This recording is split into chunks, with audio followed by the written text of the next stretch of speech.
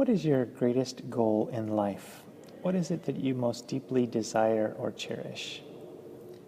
St. Ignatius had always this deep desire after his conversion to grow in the spiritual life.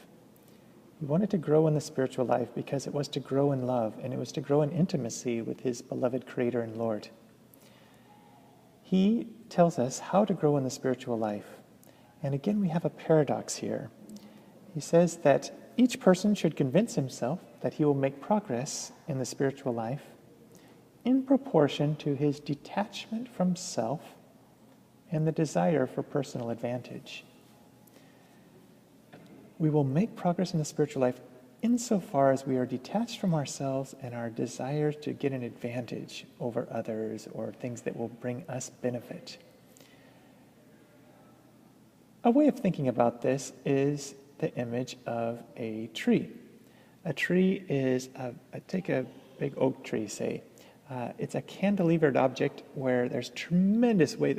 A tree, think of the weight of a large tree, a full-grown oak tree. Think of the weight, the tons and tons of weight of it.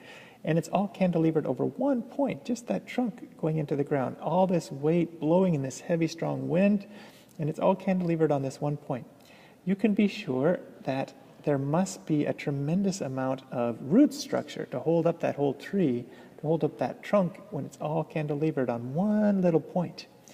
So too in the spiritual life, you and I have to have deep roots. If we're going to grow, if we're going to be strong in the spiritual life, we have to have deep roots. Another image is the ship.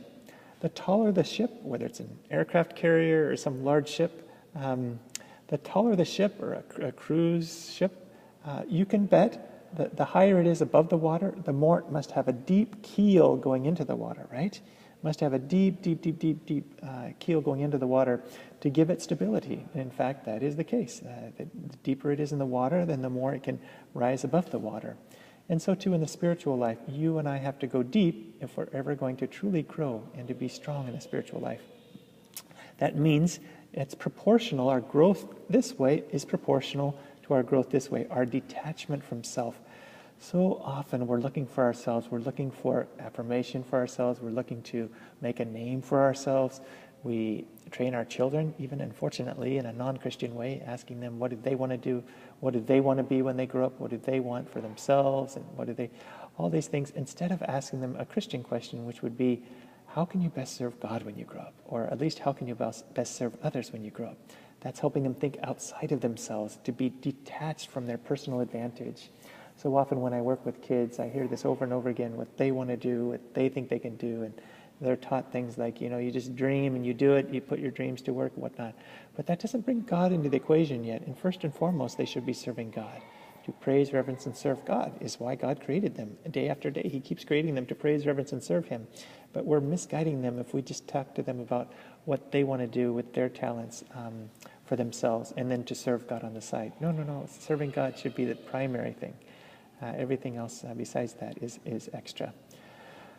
So as we teach our children and we ourselves first put it to practice, we must be detached from ourselves and our personal advantage, not looking for what will this serve me, what will I get out of this, not asking the I question so much, but beginning with the you. What can I do for you in this, Lord? How can I give myself to you, Lord? This is about you, Lord, and how can I be a better person, a better lover, focused on the other. A lover is truly focused on the other. How can I be a better lover? This is the key. The more you detach from self and personal advantage, the more you will grow in the spiritual life.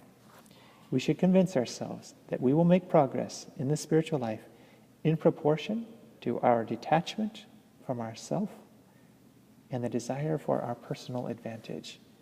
And it's those roots that will raise a mighty, strong tree that many birds from all over, other people, will be able to rest in the branches of our tree, find rest and solace and find the Lord, and begin themselves to go deep. God bless you.